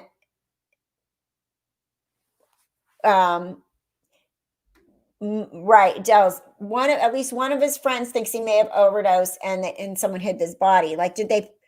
Oh, and this has happened. One time years ago, when I was living down in Huntington Beach area, one of the kids at the local school was with a whole bunch of other kids, and they overdosed. And the kids freaked out and scattered instead of calling 911, because they all thought they were going to get in trouble, and this person winds up dying. So that happens. Like, they freak out and they're like, oh crap, what do we do?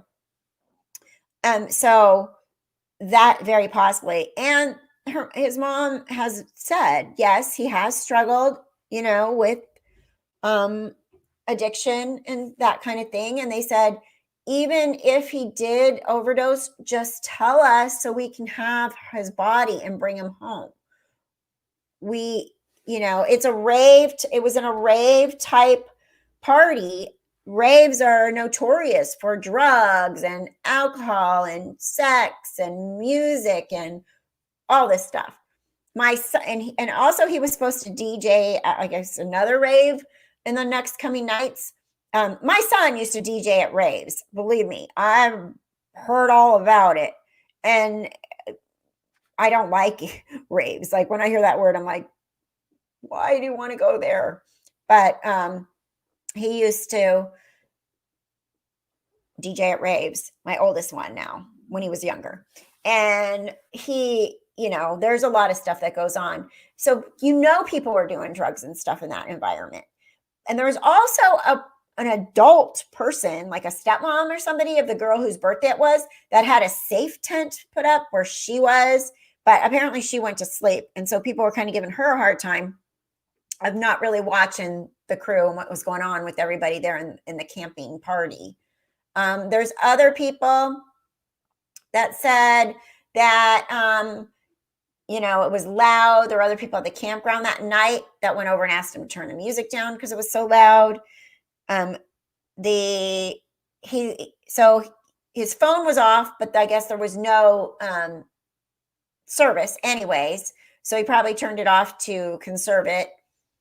And, I don't know if there are any pictures or anything on the phone. You used to go to raves? Oh, good, Savani. Well, I've never been to a rave, and I've only heard, like, as a mother, like, ooh. But I'm sure that there's fun things to do too. You don't have to partake in all the crazy drug part of it, I mean, basically it's just a big party, right? But it's a late night party, right? It means it's done in like the after midnight and like an all-nighter kind of party.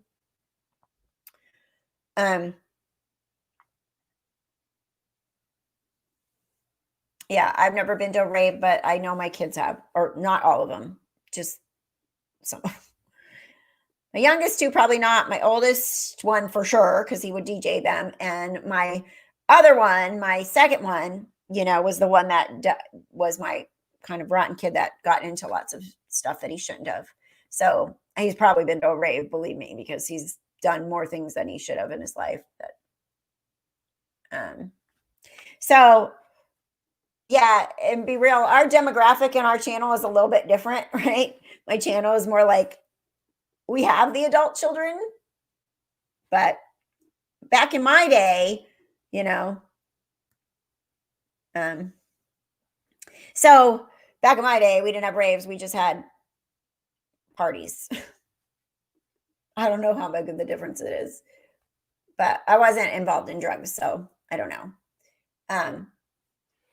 Right. And it's a 27-year-old guy. But I did notice that people were really ragging on this person. But I would have went to sleep too. I wouldn't have stayed up to watch a bunch of adults party. I'd have been there like, if there's an emergency, wake me up, something like that. But definitely, this is an adult person that makes adult decisions.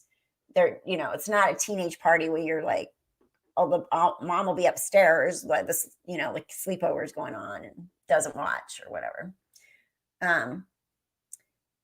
And right, need to know how to pick your friends. The cowards never protect you. And I think that sounds kind of like what might have happened is the cowards watched him overdose and ditched him, Oh, look at you, Sandra. You're having a drinking party tonight. Old girls' night. Now that sounds fun. I'd be there for sure. I'd come over with my wine. So he was last seen, he's 6'2", 180 pounds, brown hair, hazel eyes. He's wearing a white t-shirt, tan shorts, white Crocs with rainbows on them, and possibly a brown baseball cap. It's the Lane County Sheriff's Department, and their phone number is 541-682-4150. If you call, you push #1. The case number is 20-5286. And so I'm going to explore that case more. I will do a video on it. I want to get part 2 of Fauna up today, and then I'll work on my Michael one for sure, because I think these people, they just seem like super, super wonderful people, and just messaging and that. So anything we can do to help, a lot of times these cases aren't out there in the real big world. So on, us crime channels on YouTube, it's nice to at least get a little more exposure to cases before they go cold, or even cold cases that kind of have been.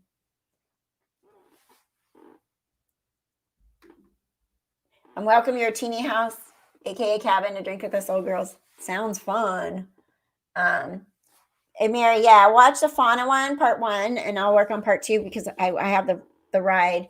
And then I'd love to know what you guys think after you watch it all. What you think? I want to, if my knee wasn't so messed up, I would go kind of walk around that area with my friend Kathy, wherever she might be, or other people, and see what other trails and stuff are near there. Maybe once the fall leaves start falling, somebody will be able to spot her Jeep with a drone or something. And I think people like us can help police be more accountable and know that people may be watching. Right. When you start talking about it, and putting it out there, it gets more attention, and more and more people are gonna. more and more people are going to be interested and want to ask questions, and especially locals. Like if you live in that area, you want to know, is there somebody abducting people? What's going on? What are you doing about it? Like we need to figure this out, right? I don't want to know that there's some crazy guy abducting people that go, that are driving through town. Like what is happening? There's a lot of options with Fauna. Could she have been suicidal and just went out and took her own life? Could she was distraught. She wasn't in her right mind. She was very depressed. Her brother just died. She's lost everybody except for her dad. But then I think, why did you buy 3 flashlights? It almost seems like you were meeting somebody or somebody else was going to be with you for a little while. And you were comfortable picking up one hitchhiker. Maybe you picked up another hitchhiker.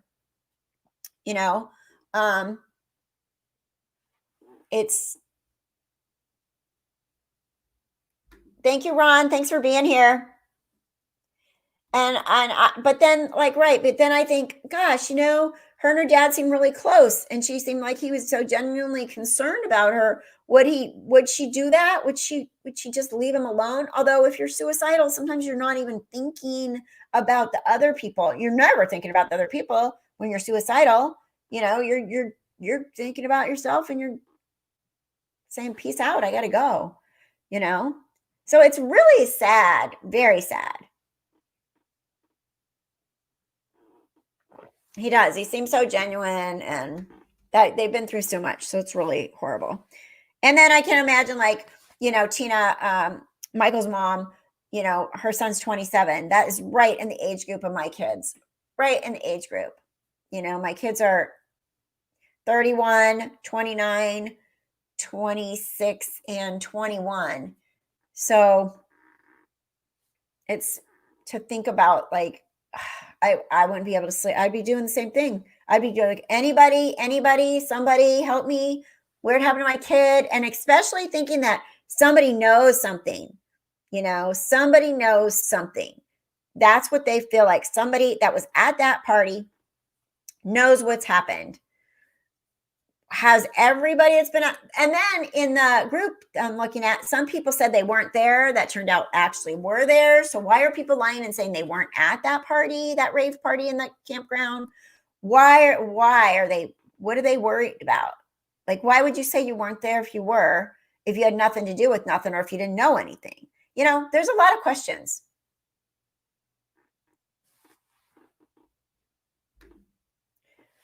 True, Kathy. Mary says, people who commit suicide are wrapped up in their own grief to think others will be devastated by their loss. Yeah. So, gosh, anything's possible.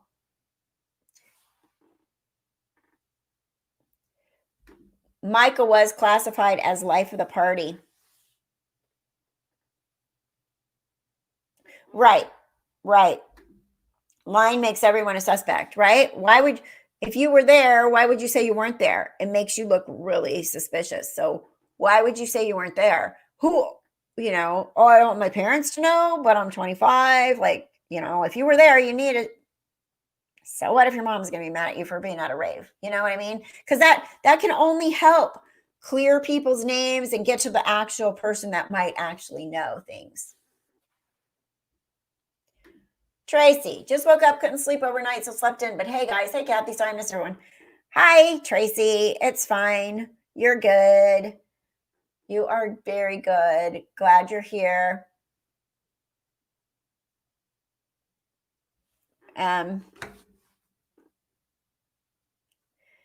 Let's see. And then the Braylen Noble was the other one. Did you guys watch that? What do you think happened to that little boy in that swimming pool?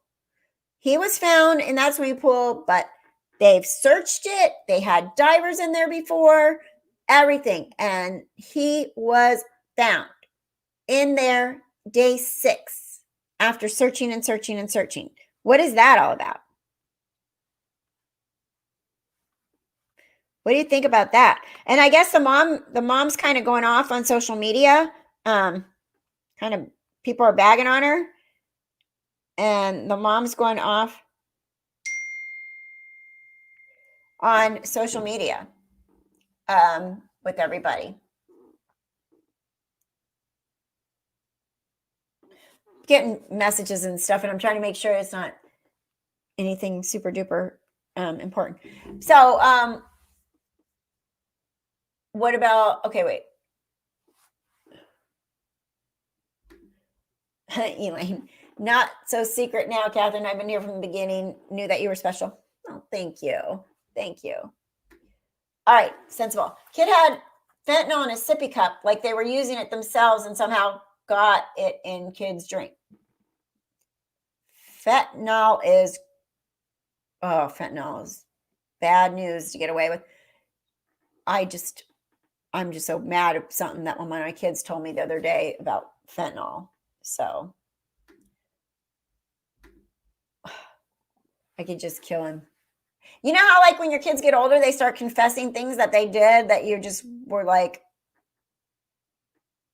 So my son, he's okay now. He's a good guy, works full time, has a fiance. You know, he's 29. He got through all the crap in life that he gave me heart attacks over and made me want to pull my hair out. And thank God he's alive, to be honest.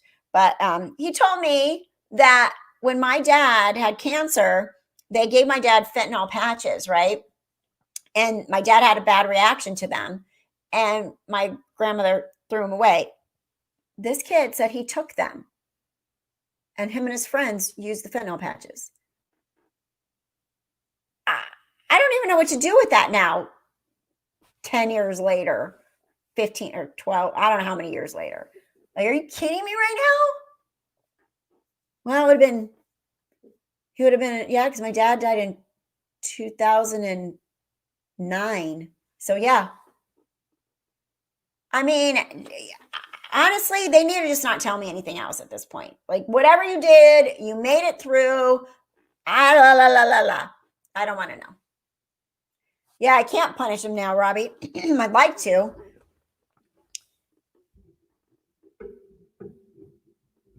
I said, you had surgery. They overdosed you? I know, right, Eleni? But you guys, parenting, oh my gosh. Well, you know, parenting. Okay. Why did the driver search the pool? Was there some kind of big drain pipe, or was it mucky and black water? If it was clear, regular pool, then I think someone put him in there days later. Yeah, it sounds like the pool was mucky. I guess maybe since they weren't using it due to COVID. I would like to know. I would like to know about that pool. And how could divers miss it? And then somebody did say that they thought that he was found down in the drain of the pool. So if he was down inside of a drain, how did he get down in there? Unless the drain was open. You know, like some pools have those big round grates over them with big drains. But how did he get in there? The pool was closed. It has those big spikes on it. He's only 3 years old. Okay, be real. What's this? Someone said they seen the mom and daughter carry out a trash bag night before he was found. The gate, if the pool was locked, and checked the day before he was. What? So the mom and daughter carry out a trash bag together night before he was found. Okay. The night before he was found. The gate of the pool was locked and was checked day before, so he was placed.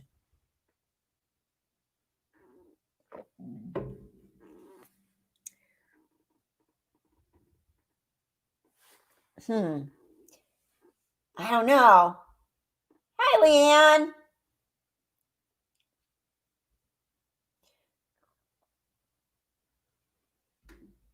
You keep getting one confessing to you lately too? Yeah, your daughter.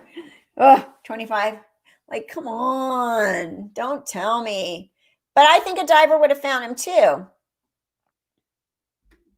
My son did the same thing last year. He said he tried cocaine with his friends as a teenager. Oh my gosh. Like, stop. I don't want to know. I don't want to know.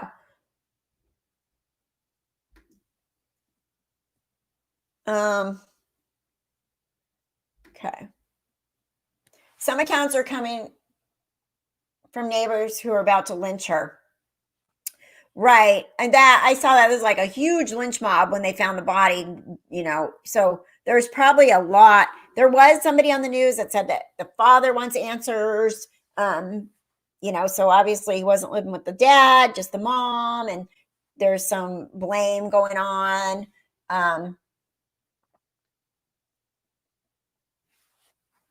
Yeah.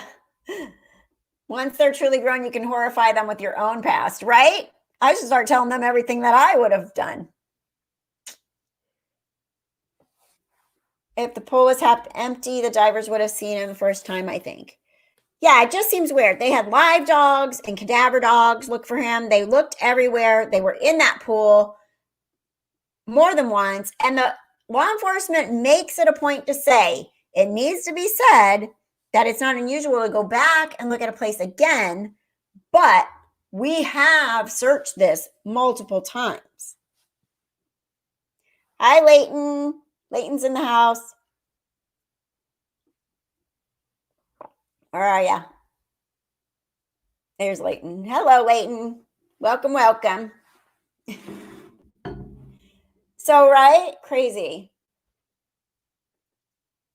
How big was the pool and how deep? It looks like a big community pool, so it looked pretty good size. And the command center that they did the whole time was right in front of that pool. I wonder if there are cameras. There's got to be cameras somewhere. That pool should have security cameras. Okay, Kelly says, he was found in the drain face down with his legs partially sticking out under a heavy metal drain cover per residents of the apartment who were there watching. How did he get in the pool? How did they not find him first time? So scary, like, oh, the suction, yeah. I mean, you've heard of people like their hair gets sucked into the drain of a pool and they drown because their hair is getting and they can't get back up. But yes, padlocked with high wrought iron gates and padlocked. How could he have gotten in there? And the gates, the wrought iron had like spikes right on top. The Sensible Crime says, okay, be real. I think her neighbors believe she killed him and then lied about it. Sometimes rumors go crazy when things like this happen. Remember Woodstock, Kathy? I think our kids are like we used to be in our times. It's just more dangerous with the hard chemical drugs. That's why it's important to talk to them. I don't remember Woodstock because I remember it, but I was when was Woodstock? Like 70 or something? Okay, Google, what year was Woodstock? Woodstock was from August 15th to 18th, 1969. 69. I was born in 64. So I wasn't partying in 1969 quite yet. Not yet. There you go. Thank you, Sandra. No other suspects in the complex, right? Was there? Could somebody have taken him and that had nothing to do with it? Okay. Back in the 60s, the hippie days. Oh, really? Nay says the gate was messed up and the bars were warped. So you think he could have got through them? I was. Once upon a time, I was a baby, Lenny. Michelle's from 69. You're born in 69, Michelle? The iron fence. Okay, wait. Here, let's see. Kelly says the iron fencing was mysteriously pried apart, big enough for someone small, adult or child, to slip through. But there is a 6-foot drop off. So,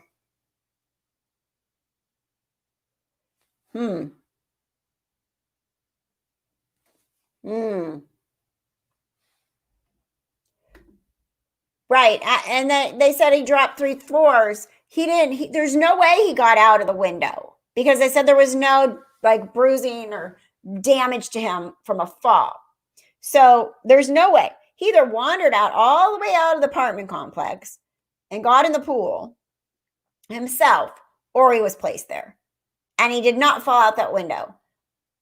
I think that if you give them the benefit of the doubt, They're like, he's gone. He's gone. How could he have gotten out? The window's open. Oh my gosh. Maybe he went out the window, but he didn't. He couldn't have gone out the window. No way. There's no possible way. But they didn't see him go out the window. So he was obviously unattended at some point.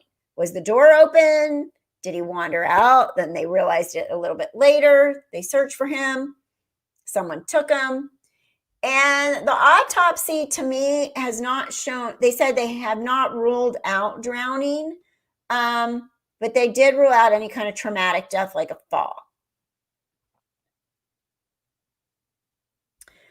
Was the window right over the pool? Could have jumped or fallen out the window in the pool? No, the pool was like across the way.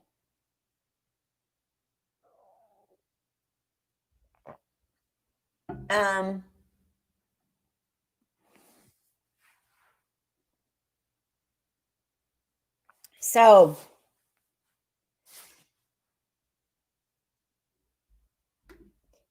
I think so too, but in a complex living situation, our only parents to blame.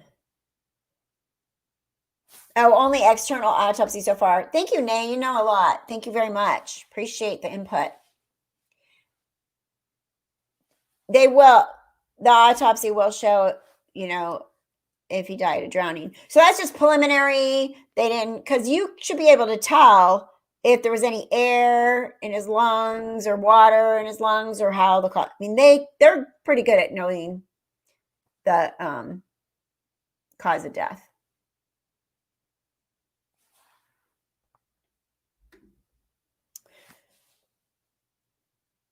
Yeah, I remember watching the hippies with their guitars on their back and their backpacks and their psychedelic clothes and stuff when I was a little kid, walking along, sticking out their thumbs to hitchhike. That's a good idea, Michelle. We could look at Google Earth View. Yeah, we'll have to look at that. That's a great idea. Yep. Yeah, no, the window wasn't, from what I could tell from the pictures that I saw, the apartment's way over here. And then there's either a surface road for the complex or a road. And then there's a gazebo and the pool across the way. And there's a creek and stuff there too. So, hiya from Colorado, Julie. Nay, the child was obviously left alone for a long period of time. So, them isn't exactly faultless, it seems, right? Yeah. I mean, he obviously wasn't being watched. And, other people that say they have autistic child, they're like little Houdinis, man. They can go ditch out. They're a lot of work. You really have to keep an eye on them. I mean, you have to keep an eye on any toddler, let's face it. But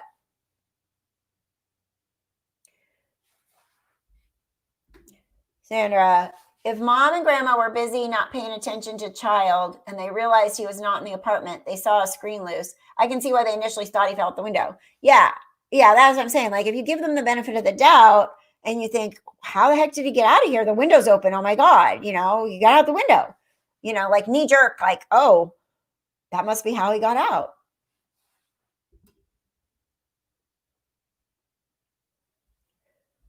Okay, Gayla says the pool is far away from the apartments near a wooded area. Yeah, because when I saw the news report, they felt like the crowd came way over in order to go to the apartment when they picked up the mom and grandma and took her in the police car after they found the body. Yeah. So hopefully we'll get some answers with the autopsy. So we'll see. I guess I don't know. I don't know what to say because I don't want to accuse anybody, but at the same time, how to get out? Because he didn't fall. And if he wasn't in the pool when the divers went the first time to look for him, how'd he get in the pool? He must have already been dead somehow, Patty. Chris Welch has 99 flashlights. Yeah, but did he go out of town and not bring his cell phone and then go to the store and buy them all at once and then go say he was going to check into a hotel and never check in and disappear? But 99 flashlights is kind of a lot. I'm coming to your house, when Armageddon hits, because you got plenty of flashlights for me. I'll be there.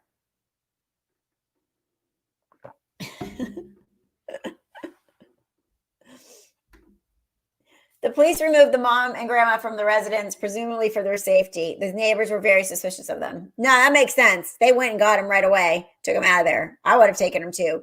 It really looked like a lynch mob type of situation, didn't it? Like, they were like, woo! They were on him.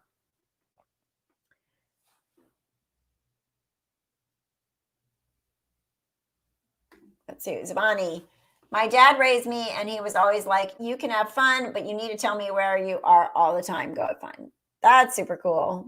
He's like, go have fun, but I do not wander away. We want to know, no matter what you're doing, as long as we know where you're at, which makes a lot of sense for real. As long as they know where you're at, they can find you and help you if you need help, Okay.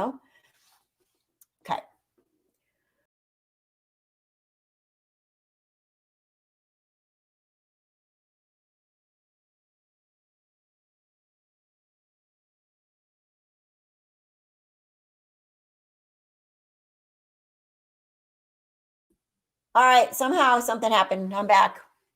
I got kicked out.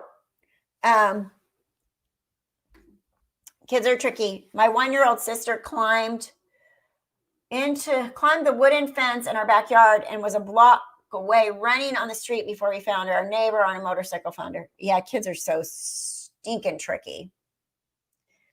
How many times I have to search for my kids? I'm like, where the heck? We're out in public somewhere and I'm like, where's Michael? The other kid's playing baseball. Michael was young. My kids were 9, 7, and 5 when my youngest was born, Michael. And so he had to go with me to all the activities and things. And I was like, Michael was always, where's Michael? Like, stop to watch my other kid hit a home run. And I'm like, where's Michael?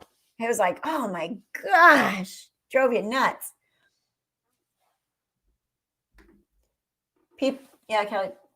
People got pissed because she got a weave and said, how many times did you get your hair done? That's wild. So she can't do anything right now. People are going to be on her. Do not do anything. But nobody wants, she can't go shopping or on a trip or anything. People are going to be like, oh, you got rid of your kids. You go look better now. Sensible crime. When I was about 12 months, I managed to get a big jug of bleach and raise it to my mouth to drink. Oh, God. Sandra, your oldest was an escape artist. He still is, 34. They can get, my oldest, when he was like 2.5, not even 3, he got a Phillips screwdriver, a little stool. He went to the front door and he took the Phillips screwdriver and he undid the whole deadbolt. He took it out of the door. He got the whole thing out of the door. 2-year-old got the deadbolt out of the front door. So I never had a child leave the house and go missing, but I found a child walking along a busy road by house. I rescued him and he unlocked the doors while his parents were sleeping. Yeah, kids they can do that stuff. They're really, mine tried to bust out and undid the deadbolt. I was one of the fearless kids, jumped into the deep end as my father chased after me. Save me, bye! Well, maybe I'm not going to save you. Maybe you're just going to have to struggle for a minute. The neighbor who lives under her said there was a constant crying for a long time. Then it stopped all of a sudden. What day was that? Was that the day he went missing?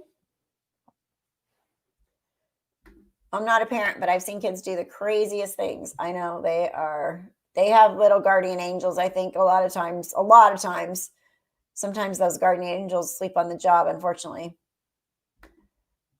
When I was a toddler, my brother convinced me that rat poison was candy, and I ate a lot of it, telling my mom I didn't eat it. She didn't believe me, and it was crusted. I'm like, oh my gosh. Sensible crime. My dad quit chasing after me after I hit 25. Yeah, I'm probably like, peace out, you're on your own now. Sorry, I did my best for all these years, and now.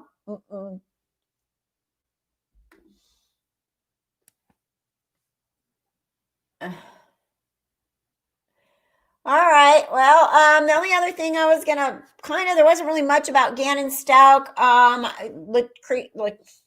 Letitia is found fit to stand trial. She's not as crazy as she wants to be, and that's the only thing I got on that one right now. But we're gonna keep following. I know she went to court this week, Monday, maybe. But I don't think anything big deal was there. It was just about the stand trial, right? Unless I missed something.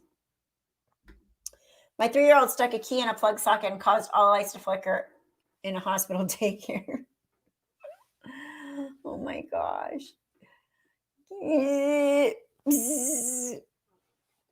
Scary.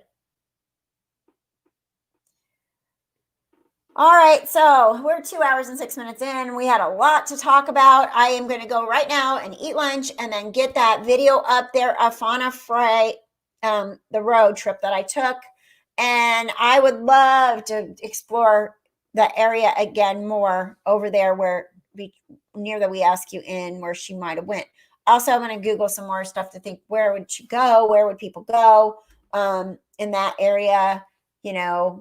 If they're visiting, what sounds like the best, like maybe let me go on this hiking trail or that or whatever. So I really appreciate you all being here. Thank you for everybody that's liked. If you haven't, hit the like button on your way out.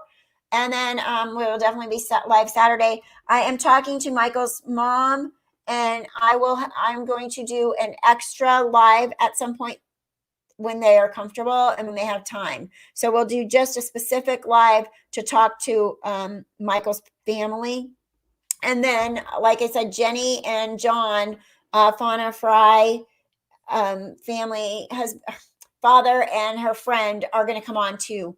So these people are awesome, nice people, and they're local to, Southern Oregon, and it would just be nice to help them.